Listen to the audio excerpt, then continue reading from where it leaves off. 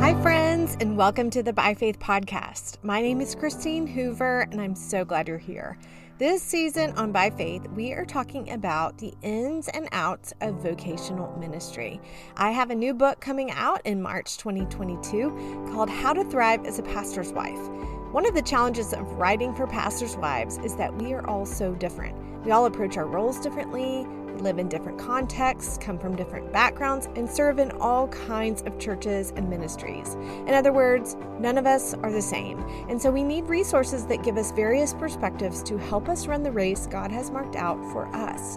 In my first book, The Church Planting Wife, I included interviews with various church planting wives. With my new book, I decided to do the interviews here instead so you can hear their voices and stories in detail and learn from their insights. I'm so excited to share these conversations with you this season. Today, we'll hear from 3 women about how they approach their role as pastor's wife: Jacki King, Irene Sun, and Abby Copeland. They serve in very different contexts, which you'll hear about today. We talk about how they view themselves and how others view them as a pastor's wife. We also discuss how they've discovered how God has gifted them and wants to use them within their churches. Several topics come up that you may find helpful, including comparison, insecurity, feeling the weight of the pastor's wife's title, and facing criticism. I hope as you listen, you are reminded that God has gifted you for where He's placed you, and that you'll be encouraged that you have sisters all over the map who are serving in Christ's name. First up today is Jacki King. Jacki is married to Josh, who is the pastor of Second Baptist in Conway, Arkansas. Here is our conversation. I am so excited to get to talk to my friend Jacki King today. Welcome, Jacki, to the podcast. Yes, thank you so much for having me. It's such a joy. Can you introduce yourself for those who don't know you and tell a little bit about where you're serving and the context of where you're serving? Sure. I am a native Texan that, as of 3 years ago, has transplanted to a city in Arkansas. So it's Conway, Arkansas, kind of central, a little bit outside of Little Rock. And my husband serves as the lead pastor at Second Baptist Church. And then I've got the joy of being the minister to women there. So our life is all in this place. So yes. When you say that, you mean you are on staff? I am. Yes. Full time? No, not full time. Okay. Thankfully, I enjoy the flexibility. Well, also because you have been doing seminary, which I think you just graduated, right? I did. I just graduated this last May from the Southwestern Baptist Theological Seminary with my master's. And so, yeah, taking a break from that and writing my first book. I mean, there's a lot of crazy things that God is doing that I am just holding on for the ride. Yeah. I mean, we could do like 10 episodes just with your life and talk about all the things, because you're passionate about women in ministry. You are a woman in ministry. You're writing, which I want to know what you're writing. And you have done a lot with leadership and empowering women, encouraging women within the Southern Baptist Convention. So you've got a lot on your plate. Can we hear what you're writing about, or is that a secret? Sure. No, it's going to be published 2022. And the title of the book is The Calling of Eve: How Women in the Bible Inspire Women of the Church. And so I am completely insecure and scared. And at that point where I know you can resonate with, to where it's just kind of like, I don't want to do this anymore. I have nothing to say. Like, I need to start over. So it's definitely stretching in a lot of different ways. Oh, I get there every time, even though I've done it multiple times. I'm like, why am I doing this to myself? I don't have to do this to myself. And also, like, I get tired of myself, if that makes sense. Like, you're writing, you're hearing your own voice and your own words so much. And especially when you go back and are editing and rewriting, there's just times where I'm like, I just don't want to hear myself speaking to myself anymore. Yeah, definitely. And like, how many different words can I say for the same thing? Like, and I'm a talker, which sadly, I'm sure everybody's going to kind of get with. So talking and being across the table from somebody I love, but having to put it on paper has been a whole new stretch of just trusting and very much insecure. Well, it's going to be great. I can't wait to read it. And, I'm sure everyone listening will be excited. And that's kind of what I wanted to talk to you about today, really the context of your book, because you really do value women in ministry, and you have a unique perspective because you are a pastor's wife, but at the same time, you are working on staff as a women's minister. And so that's a really unique spot to be in. And I'm wondering what are the tensions for you in that? Goodness, there's a lot of tensions, to be honest. A lot of pros and cons. I think I almost kind of want to start with the pros because, as a pastor's wife, we all have just unique skill sets, and we have unique personalities that we get to bring to the table alongside our husbands. And so not only am I getting a perspective as Josh's wife, but then I'm also giving a perspective of somebody that's on staff, that's trying to lead volunteers, that's trying to set vision, that's trying to execute an event under a budget. And so specifically, even for Josh and I, it's kind of interesting because he's got somebody in his home that he's having to kind of walk through just what it looks like to be kind of on the ground in the ministry and leading lay leadership and those kind of things. And so, and then at the same time, like I'm a woman on staff, which thankfully I am alongside really talented and gifted women. But even that side of life, is a little bit different. So it's a lot of unique characteristics that I think as a whole gives a really unique perspective, not only to being a member of the church, being a member in the kingdom, but then also what does that look like fleshing out as Josh's wife or as the women's minister or as just a regular member of the church, and what they're expecting us to do. So it's unique, but it's also really kind of fun. Yeah. Well, I'm imagining that you and your husband have had to have a lot of conversations about when are you going to talk about this? Do you even talk about like, now I'm putting on my wife hat or now I'm putting on my women's minister hat? Yeah. So it's a little bit, especially here at our previous church. It was kind of just me and him and a few other staff. Here in Conway, we've got a much bigger staff, and I actually report to our executive pastor. So he's directly over me, which has kind of helped the dynamic a little bit. But yeah, Josh and I have definitely had to kind of learn how to enter into a conversation. And so, because sometimes he just wants me to be wife and listen and not be a staff member, trying to figure out culture and vision and all of those things. And so a lot of times we'll go into a conversation and I will say, hey, I just need you to listen right now. Like, I don't need you to problem solve with me. Like, I'm frustrated over, this interaction or this problem. What should I do?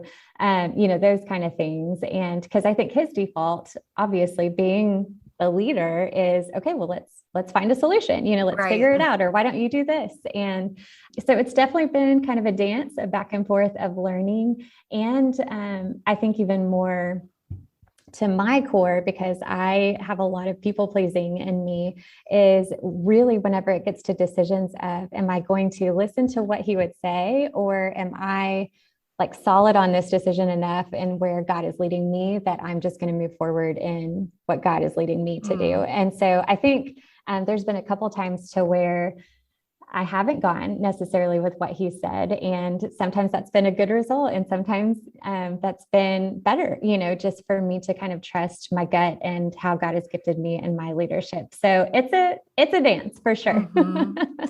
Well, one reason I wanted to pull several women onto this episode is to hear from different women who view their role, or not view the role differently, but navigate the role differently. And just that I want pastors' wives to hear that we all are different in the way that we approach it. And that's good. Each one is a good thing, as long as we're not totally, disengaging and we're giving ourselves over to bitterness and all of that kind of thing.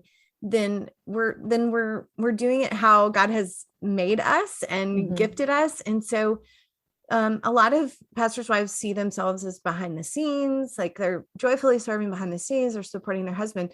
But then there are some who are maybe feel equally called into ministry and are more upfront leaders. And you are one of those people. And so I would love to know, how do you view your role as a pastor's wife, and how did you get to that point where you could embrace? I think sometimes behind the scenes people think that the upfront pastor's wives are like, oh, I fully embraced this. But sometimes I would say I'm more of an upfront leader too, but sometimes I feel like I stick out like a sore thumb. Like, am I doing this right? Am I, overstepping boundaries or what? Yeah. And so I would love to hear your perspective on that. Man, that's like a journey that I think I'm still trying to figure out all the intricacies of. I think even like I mentioned with the book, there's so many personal insecurities that I think go with leading, and especially being upfront. I think overall, what I'm seeing, especially from younger generations, that they are hungering for leadership. They want to see women using their gifts. They want to see women confidently coming alongside the men in our church and being able to know what we're talking about and be passionate about the gospel and what God is doing in lives. And so I think when I personally had that like longing of just wanting to see somebody ahead of me, using their gifts, using their leadership and their voice for the kingdom, and then not really necessarily seeing that consistently as a young woman, it caused a lot of insecurity because one, I hadn't had it modeled, but then two, it also gave just this passion of like, I'm not going to do this perfectly, but I want to bring everybody I can along with me. And so does being upfront allow for more criticism? Absolutely. But does it also allow for more influence and for more opportunity to be able to bring other people along? Then yes, that I feel is heavier. And so the criticism is something that I think the Lord and I have had to wrestle out with a lot, and that people pleasing God in my life. But then there's also this beautiful aspect of getting to see women own who they are, own the stories that God has given them, both the hard parts and the amazing parts, and then seeing them leverage that to the kingdom, where if they didn't have women ahead of them, I don't know that they would be as willing to take up that charge. Mm-hmm. So do you view your role as an empowerer? How do you view your role specifically as the pastor's wife? I like to call myself connector. But empowering, I think, is a great word as well. So I think one of the unique things from my seat is that because I am married to Josh, I have the privilege of getting to meet our new visitors. I get to see the people that are coming in as new members. I'm upfront a little bit more, and so it's easier for them to come to me and ask a question than not knowing who to come to at all. And so one of the things that I love getting to do is listen to women and to say, hey, you're really gifted in this. You should go talk to Susie, who's great at decorating. I can't decorate for anything, but she is so gifted and talented, and you need to get to know her. And so I think more so in the empowering element, but also the connecting of like, God has given us the church and he's made us a body, and we function better when we're functioning together. And so if I can put women together and men and women on different teams, and just different skill sets, then that makes the church stronger. That makes our ministry stronger. And so it's a opportunity to be able to kind of have eyes on all different areas of the church. I help work in our college ministry and lead a small group for them on Sunday mornings. And so I love getting to pair our older women with our younger women and say, you need to go talk to her. And so it's not only just a gifting thing, it's a connectedness thing, which I think God, and that's how I'm wired, strength finders, all of my strengths are rooted in relationship and connectedness. And so I love the empowering, I guess, but I think that I have always seen myself as just kind of a connector of pieces, if that makes sense, a connector of people. And it's really kind of fun. I think that's actually one of my favorite things too about the influence that being a pastor's wife gives me, is I can use that to connect people, just as you said. And I think that is such a gift for, any pastor's wife out there who's kind of, maybe she's new in ministry and just trying to figure out, well, what can I do to benefit the church? That is one of the ways that you can benefit the church, is just connecting people together, connecting people and their gifts to ministries in the church, because you kind of have more of the bird's eye view of everything. Yeah, right. And that's a gift, and you can use that and bless people with that. But Jacki, I'm wondering, since you talked about not having a model, that you in some ways may have felt like you were a trailblazer in the sense of you're working on staff, but also you really consider yourself a leader in your own right. And so I wonder, you talked about insecurities earlier, and I'm wondering, have you ever struggled with that's who God made you, and looking around at other pastors' wives and thinking, oh, well, am I doing this right? Or should I be doing this differently? That kind of thing. Yeah, I think early on, especially even before Josh and I got married, I was so scared, because my pastor's wife, and my grandmother even was a pastor's wife, and they are amazing women of God, and I was nothing like them, and just very not quiet necessarily, but just very kind of behind the scenes. They didn't talk a lot, more introverted, and I've never been that way. And so I was that girl that always had the talks too much comment on her report card. And so I remember thinking like, I cannot do this, and I think I equated leadership in my own abilities and in how God made me. And so surely God was not going to bring a pastor alongside, like he gave me my own calling. And so as Josh and I were married early on, there was so much of a tension of that comparison, kind of like, I'm not like Miss Judy, I'm not like Granny. But then at the same time, trying to be them. And so I think one of the biggest things that was really helpful to me was just finally coming to an end of just being miserable, to be honest, and just trying to, I don't know how many meals I burned for people, and was so embarrassed because I hate cooking, and cooking stressed me out. And I don't know how to decorate things, and that's not how God gifted me. And so until I really started to own and sit with Jesus and see, Jacki, this is the story I've given you, and this is the personality I've given you. And be able to lean more into who he has made me instead of trying to become somebody else.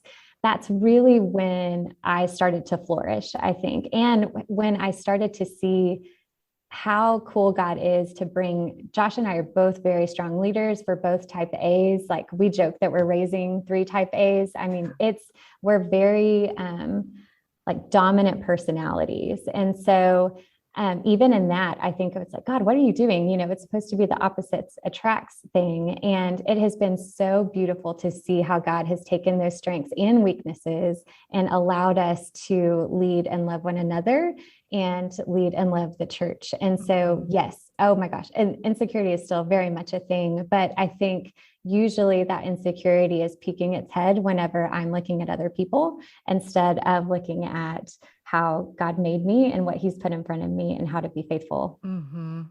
Yeah, there's a part of embracing our role that involves learning who we're not just as much as who we are, and embracing that we are not, and there may be things that are what we would say typical pastor's wife, although every pastor's wife says they're not the typical pastor's wife, but things that we think we should do. And it's taken me a long time to go, that's not who I am. Mm-hmm. And I embrace that because it leaves me room to be who I am and to embrace who God has made me and how he wants me to serve. He does want me to serve in certain ways, but there's a lot of things that I can cross off the list too. And I always tell that to my kids, like when my oldest, who's like, I don't know what I want to major in. I'm like, it's just as important to cross off what you don't want to major in as it is to know what you do want to major in. Yeah. So I think that's a process, and it's taken me a long time. Yes. You mentioned criticism, and I'm wondering if you receive criticism or maybe perceive criticism related to how you fill up the role of pastor's wife, specifically this leadership, more the leadership and less of maybe the things that people might expect, especially in a Southern context. Yeah. Criticism comes in a lot of different ways, not necessarily from our church. I think because Josh and I are such strong leaders, even just within our denomination, and this would be a whole nother podcast for another day, but how strong woman leadership automatically is equated to trying to take the pastorate or trying to diminish the value of the men leaders in our lives. And so even this last year has honestly been a really hard season of just taking some of that criticism and that speculation. But I also think it's been an opportunity to be able to display that good, strong leadership in men and women is God's design, and all the way back to the garden, and that being able to work alongside one another and reflect the Trinity and to be able to strengthen one another in how we lead and how we go out and share the gospel is exactly what not only the planet needs, but what our churches need. And so I think there's a lot of checking my own heart and sitting with Jesus and saying, okay, God, like, where am I doing this out of selfish motive? Where am I trying to do this to prove myself? Because criticism can become such an idol in my life. And so constantly laying it down and saying, I know these are good gifts that you have given me. I know that my heart is willing to walk into hard things in order to show your glory and your goodness. And so help me to be faithful in that. And sometimes that means a lot of comments from the bleachers. But a lot more times it means that I'm getting to see God work in bigger ways than I could have even expected. Is there anything you want to set the record straight on, Jacki? Yeah, I'm not trying to be the pastor. Don't want to be the pastor, which is so ironic, like, especially from the seat as a pastor's wife and seeing all that they walk through. And I mean, we are the closest to it, right? And it's like, no, I don't want that job. Like, no. And I know you would say too, like, biblically, I don't think that's appropriate for me to be the pastor. And also I don't want to be the pastor. Yep. Complementarian all the way, but absolutely believe in God's design of man and woman together. Yes. Working alongside one another. Yes. Well, thanks for that clarification. And I appreciate how you are leading out in your church, and also you're doing what you wanted to see, is you're modeling leadership, and young women can see that and come behind you and go, oh, okay, there is a place for me in the church. And that's important to me too. And I think for the women in my church, I have this title, pastor's wife, but even more so, it's not really about a role. It's not really about a title, but just using your influence to encourage, to empower, and to connect people, as we've talked about. Everyone can do that. Yes, absolutely. Absolutely. Well, I appreciate your time today, Jacki. Thank you so much. Thank you. I love Jacki, and I also love my next guest, Irene's son. Irene has actually been on the podcast before, talking about raising pastors' kids.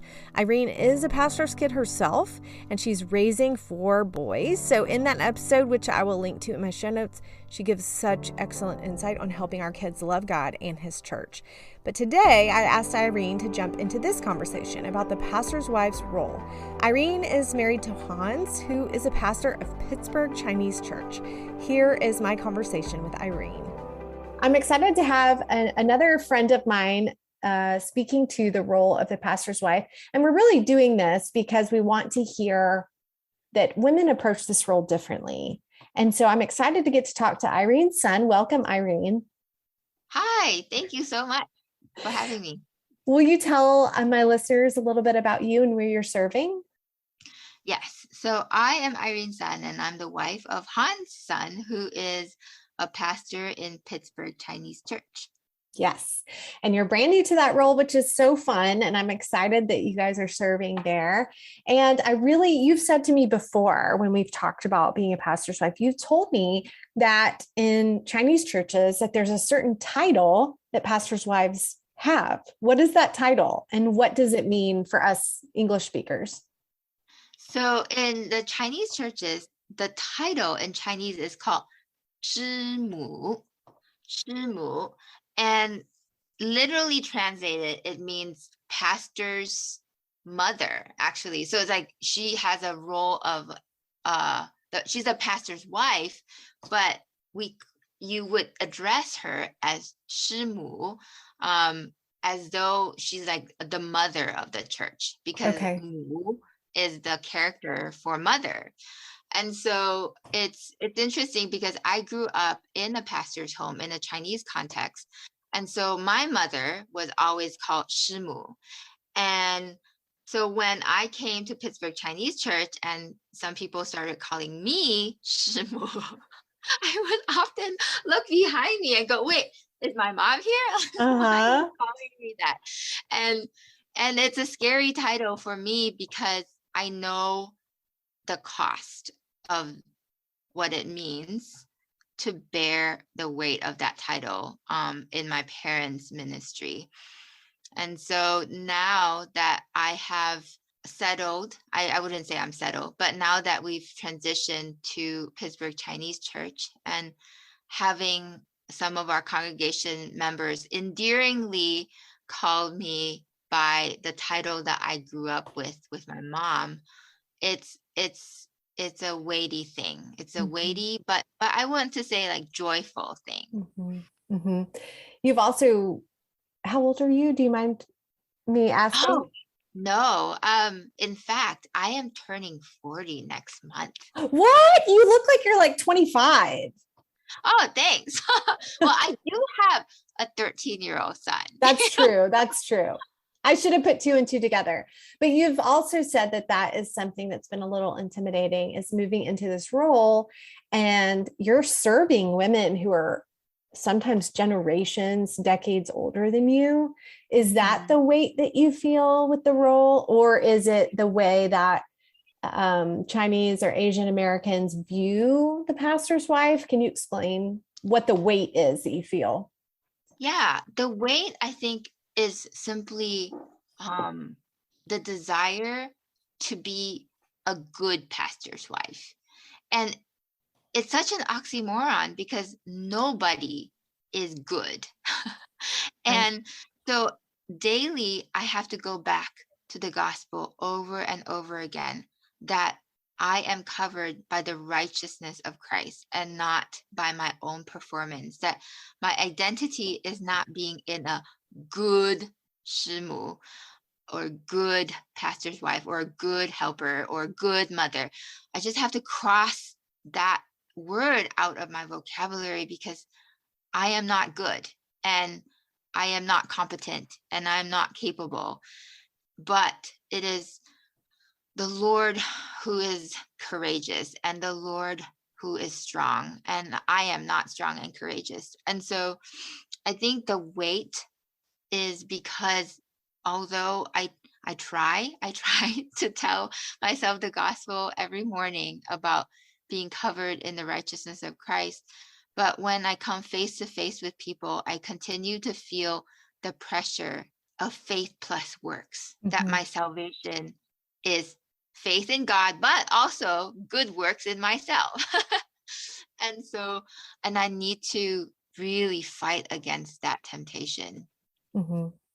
How do you view your role? Do you think of yourself as a spiritual mother, or what, when you think of what you do? Now, so we want to make sure we say pastor's wife is not the identity of who we are, but it does tell us what we do and how we can serve God. So how do you view your role?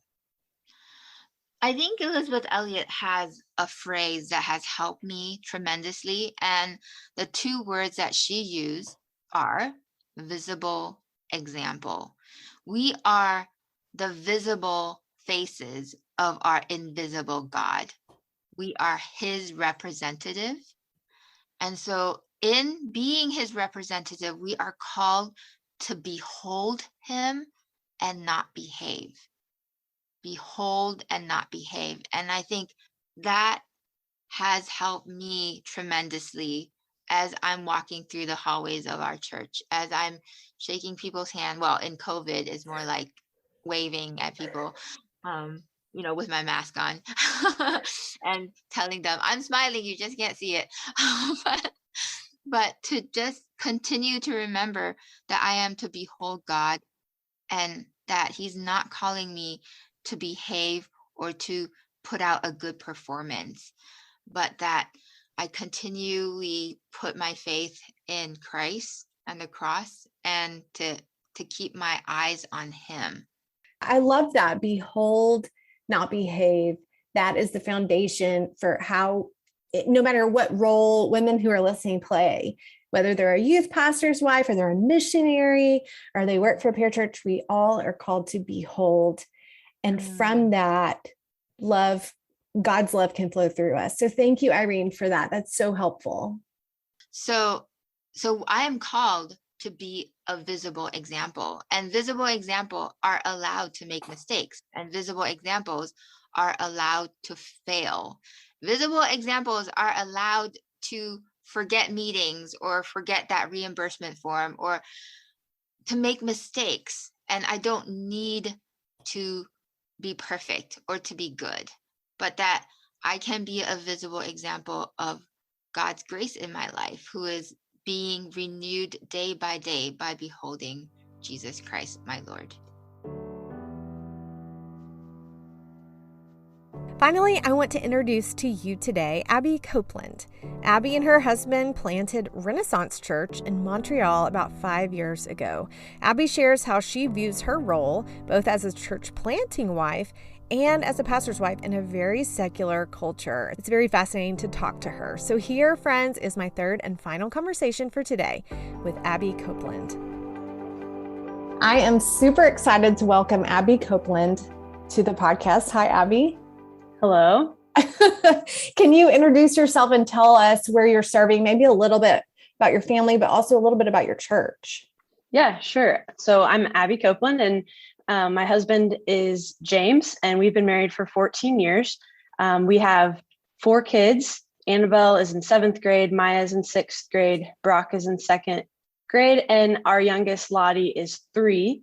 So we are originally from Southwest Missouri, but we've now made our home in Montreal, Quebec, where my husband is the pastor of Renaissance Church, a church that we've been privileged to help plant and lead for the last 5 years.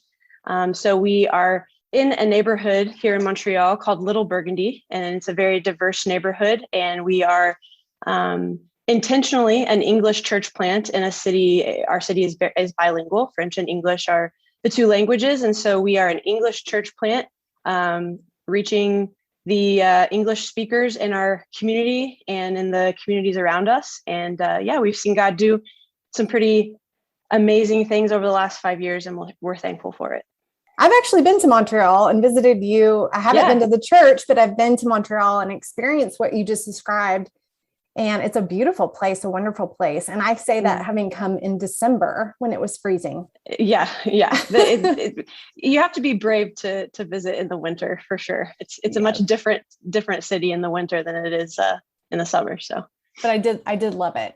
But it is a very secular, non-religious context that you are in, and you came from. I would imagine, I'm not from Missouri, but a very much more religious context. And so I'm wondering how you experience that just as a Christian. And then I'd love to hear how you experience it as a pastor's wife. So it's been an interesting experience, coming from, we lived in the Bible Belt in Southwest Missouri. And so there was, the church on every corner, there was church culture, it was, kids could go to school and have Christian friends and just Christian community in a different way. And so the moving here and realizing, that there is no church culture, that there is, the things that we value are not widely valued here and things like that. And so it's been different. And I think that it's been challenging for me to learn how to communicate and how to really build relationships with people outside of a church context, in hopes of bringing them in to our church and watching them discover, Jesus and hopefully trust in him. And so, it's different. It's different as a parent, parenting in a context where, your kids go to school and they don't have Christian friends, and they may never. And, all kinds of different ideas and things being thrown at them. So it's definitely been different, but at the same time, it's been a way that the Lord has grown me for sure over the last 5 years. One thing, Abby, I remember you saying to me when I was there, because I was kind of talking about the role of the pastor's wife. And I remember you saying, I don't know if you remember this, but you said, oh, well, here people don't really have a concept of what a pastor's wife is. I don't feel the same pressures that maybe someone in Missouri might feel because of having kind of the church more religious context there. So I'm wondering how, because we're talking about the role of the pastor's wife. So I'm wondering how people in your context, both inside and outside the church, view the role of the pastor's wife there in Montreal. Mm-hmm. Yeah. I mean, I would definitely say that I would still say the same thing today, that it's an idea or a concept that doesn't really exist. Like the fact that the pastor's wife has a role or plays a role, on the whole, most people think of like a priest when they learn that James is a pastor, like that's the image that comes into their mind. And then they're quite confused when they see that he's not wearing a clerical collar and he's married, which, marriage isn't even something that's valued in this culture. So that the idea of that is really different for people. And they definitely don't understand why we moved our entire family to another country to start a church. Like that's unknown to them. So yeah, outside of the church for sure, it doesn't really exist like this. If you were to ask someone, what do you think about a pastor's wife or what, they would be like, is that a thing? Like, I don't understand that, So it's definitely, it has its freedoms for sure, because there are little expectations, if any, of course, within the church, depending on someone's background, they may come in with some expectations on a pastor's wife, but on the whole, yeah, that just really doesn't exist. It's not really something that people really think about. So has that been freeing for you? Is that like, how do you feel about that?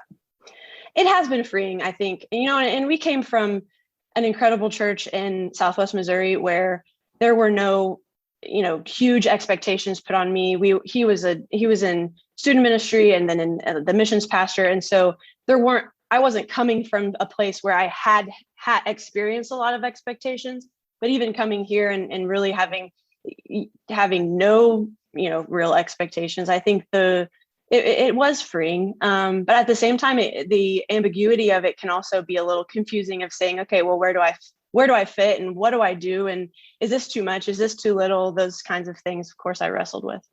Yeah. And I think every pastor's wife, no matter their context, wrestles with that, whether they feel expectation or not. I think especially in church planting is like, what am I supposed to be doing here? So I'm wondering how do you view your role as the wife of a pastor? Yeah, I've been blessed in my life to have a lot of great women who were pastors' wives model for me in different ways how to stand with and work with and support your husband as a pastor. And so a lot of the way I view it comes from those influences. I was able to kind of just watch and learn. I highly value learning from people that are ahead of me in the journey. And so watching and learning. And so I would say my view of my role as a pastor's wife is that I'm a teammate. I'm James's teammate, and we're in this together, and that we're a team. And that's kind of how we have approached it from the beginning, is just that we are a team. And because we're a growing church, we have a relatively small staff team, which they're amazing, but at the same time, we're just small. I do have a lot of different, I do wear a lot of different hats in ministry right now. And, but I enjoy that. And I don't think it would be different if we were to be larger or to have, I do enjoy, being involved and leading and being there, again, working as a team. Definitely see it as that's just kind of how we've always seen it. And that's even, that's how we talk about it with our kids, is that this is a team, we're a team, and we're serving the Lord together in this, and, working side by side, I think is just how we've always done it. Mm-hmm. When you say teammate, what does that look like? Can you give us an example? Yeah. So for example, as a teammates, I have a sports background, so I'll just go with the sports analogy here. Teammates have different functions at different times in different seasons, and so you learn your role and you learn your function in that sense. So there have been times where, like right now, where the thing that's needed is to organize and kind of run the children's ministry for our church. And so from top to bottom, building volunteers, curriculum, all of those different things. And so that's in this season, that's something that is a way that I can step up and kind of contribute. And so, yeah. And then there have been other seasons where maybe my function has been more of just a prayer warrior and supporter and encourager of my husband, and a little more behind the scenes. And so I think it can change in the seasons. And I think that's kind of what that looks like for me to be his teammate. Mm-hmm. I'm wondering how I know church planning wives are listening and they're thinking, okay, there's some things that I have to do, which I want to talk about that in a second. But how do you know what God is wanting you to do in the season that you're in? How have you, Abby, discovered that or discerned that? I've learned from failure, from saying yes to too many things and then kind of wiping out and just being just utterly exhausted. And but then at the same time, I think it comes in just that daily abiding in Christ. There's not a secret formula that you can kind of plug in all these things and then push enter and get, this is what you should do. It's when we're daily abiding in Christ and living the life of a disciple of Jesus, then we're going to be more aware of where he's leading us and what he's asking us to do. And then all we're asked to do in that instance is just to obey. And so, sure, there are times where it's a little less clear. And the way I approach those is I kind of just put one step in front of the other until I trip or until a door closes, and then we say, okay, that's obviously not for now, and we'll try something different. So, mm-hmm. Well, can we go back to what I just mentioned? I wanted to ask about, because I know there are many church planning wives out there who are wondering, how do you do the things well and with joy that you aren't particularly interested in, but you have to do them because it's needed in the season? Going back to the teammate analogy, I think in order to have a successful team, you kind of have to just have the understanding that we're all gonna play a part and contribute. And sometimes it might not be our strength that we're bringing to the table. Sometimes it might be something else that we're bringing to the table. But in order for us to function, in order for the mission to be accomplished, whatever it might be, you just kind of step into something. And of course you build systems around yourself of people who are speaking into your life, who will recognize, if you are burning out and you are, exhausted, that you have people that are like, will call you and say, hey, are you sure this is the right thing? But I think there's a bit of sacrifice, I guess, in some sense involved in it, of just saying, you know what, our call is to be here. Our call is to church planting or whatever it may be. Our call is here, and we're clear on that. And so we have to understand that sometimes there might be parts of that, of the fleshing out of that call that aren't super enjoyable to us, but that we can do with joy because we know that God is at work and this is God's calling on our life. Mm-hmm. So as we're talking about finding our role as a pastor's wife, I want to emphasize to everyone listening that we all approach it differently, right? And that's one of the beautiful things, or the joyful things about being a pastor's wife. It took me a long time to realize that, because what I did when I first started, and when we started in church planning, I did it again. Look around at people who are doing it and try to imitate or emulate them. And sometimes that's not bad. Like you described, people that had been before you who were a good model for you, and you look to that, and that's not necessarily bad. But sometimes when we try to just imitate and not know what God has specifically gifted us for, it can cause a lot of problems, right? And so I'm wondering, did you ever struggle, or have you ever struggled with comparison with other pastors' wives? Yeah, for sure. I think if there's a pastor's wife out there who says she hasn't, then she's probably not being truthful, because I think it's just part of life to some degree. I think I was fortunate early on in ministry. Instagram wasn't really a thing yet. Social media had just kind of taken off to some degree. So I didn't have that like instant like way to compare or way to see what other people were doing. It wasn't as instant. And I'm thankful for that, because I think I probably would have struggled with it a whole lot more. Not to say that now, of course, there's that pull to, open, Instagram and scroll through pictures and kind of jump into that comparison. But, I just have to remind myself that there's little profit in doing that. And so going back to kind of some of, how much I've learned from others, of just some of the pastors' wives that I admire the most, like they don't have social media. And if they do, you don't really see, there's not a whole lot of posting, sharing, they live in some sense, just quiet lives. You don't hear a lot about what they're doing or how they're serving.